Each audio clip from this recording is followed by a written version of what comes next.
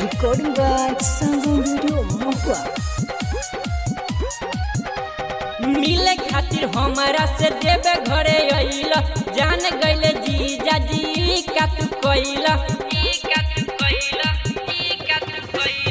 मिले खातिर हमारा से देवे घरे अइल जान गइले जीजा जी का तू कइला अइला त सेल्फी तू घींच के जा अइला त सेल्फी तू घींच के जा अइला त तू जलबा धारी के जा परसादी गमछा में बांध के जा अइला त जलबा धारी के जा परसादी गमछा में बांध के जा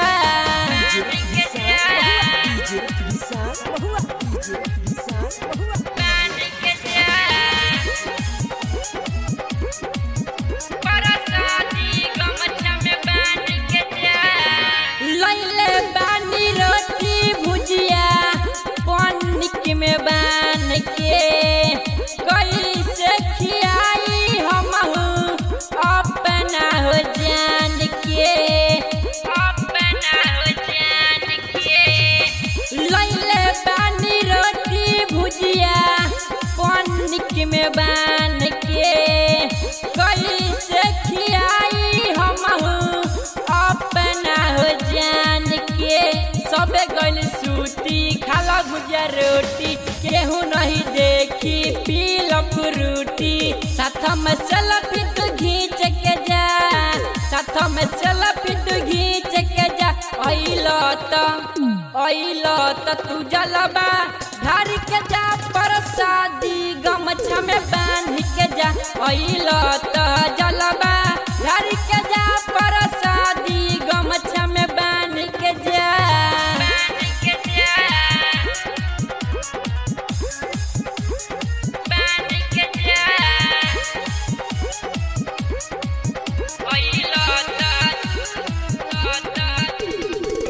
जीजा के साथ गइल बिया हमर जान हो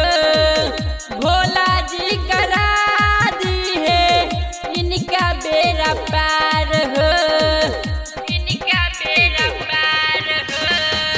जीजा के साथ गइल बिया हमर जान हो भोला जी करा दी है इनका बेड़ा पार हो राजन तिवारी रीति के रोशन सुबह में सुभाष कहे बनिया बा मौसम कांधे पर कामर ले के जा कांधे पर कामर ले के जा अइला त तू जलबा धारी के जा परसादी गमछा में बांध के जा अइला त जलबा धारी के जा परसादी गमछा में बांध के जा मिले खातिर हमारा से देवे घरे अइला जान गइले जीजा जी का तू कइला अइला त सेल्फी तू घींच के जा